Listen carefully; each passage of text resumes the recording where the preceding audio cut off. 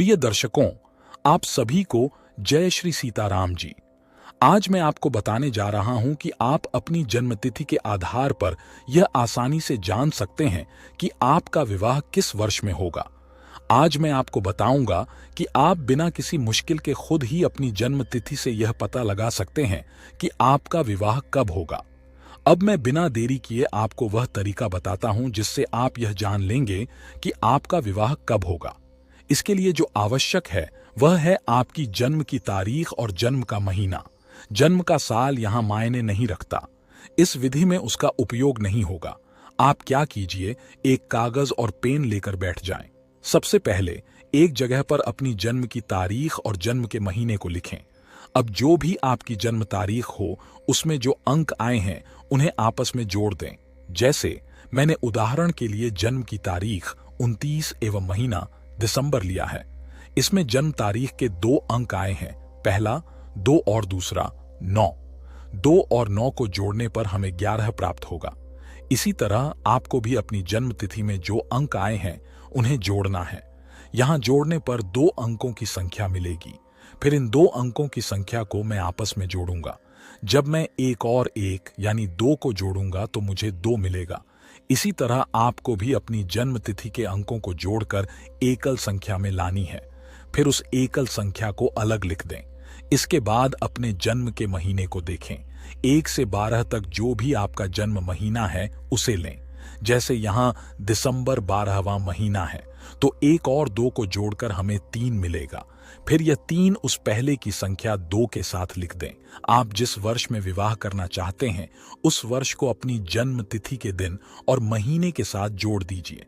उदाहरण के लिए अगर आप 2022 में विवाह करना चाहते हैं तो अब इसमें जो जन्म की तारीख की एकल संख्या बन रही थी उसे यानी 2 को एवं जन्म के माह की जो एकल संख्या बन रही थी यानी 3, इन्हें 2022 के साथ जोड़ देंगे। इस तरह हमें 2027 संख्या प्राप्त होगी, जिसे फिर से जोड़ने पर 2 धन 0 धन 2 धन 7 करेंगे तो हमें संख्या प्राप्त होगी 11।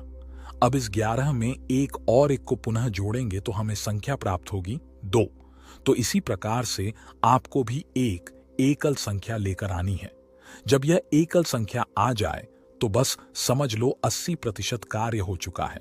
ये जो अंत में एकल संख्या मिली है इसे विवाह का मूलांक कहते हैं। अगर आपको अपनी जन्म तारीख पता है और विवाह मूलांक निकल गया है तो आगे की गणना की जा सकती है। आपके सामने स्क्रीन पर एक चार्ट दिख रहा है। इसमें आपकी जन्म तिथि दी गई है। इस जन्म तिथि के सामने विवाह के लिए अनुकूल नंबर लिखे हैं। हमारे उदाहरण में जन्म तिथि 29 थी और विवाह का मूलांक 2 आया था। तो यहां देखिए 29 तारीख के सामने 2 का अंक लिखा हुआ है। इसी तरह आप भी अपनी जन्म तारीख के सामने जो अंतिम अंक है उसे देखिए। अगर वह अंक उस वर्ष में लिखा हुआ है तो उस वर्ष में आपका विवाह संभव है। आपको प्रयास करना चाहिए। अगर वह अंक उस वर्ष में नहीं आता है तो आगे के वर्षों की जांच करें। जैसे मान लीजिए आपका विवाह मूलांक 2 की जगह 3 होता तो चार्ट में देखिए जन्म की तारीख तो है 29, उसके सामने विवाह मूलांक वाली लाइन में देखिए इसमें लिखे हैं 1, 2, 5, 6, 8। तो अगर हमारा विवाह मूलांक 3 है तो चार्ट में 2 तो निकल गया। अब उसके बाद आया 5 तो 3 से गिनेंगे, 4 और 5 तो इसमें 2 वर्ष का अंतर है। इससे हमें पता चल जाएगा कि अगर हम 2022 में शादी के लिए देख रहे हैं तो आपकी शादी 2 वर्ष बाद होगी, यानी 2024 में आपके विवाह का योग बनेगा।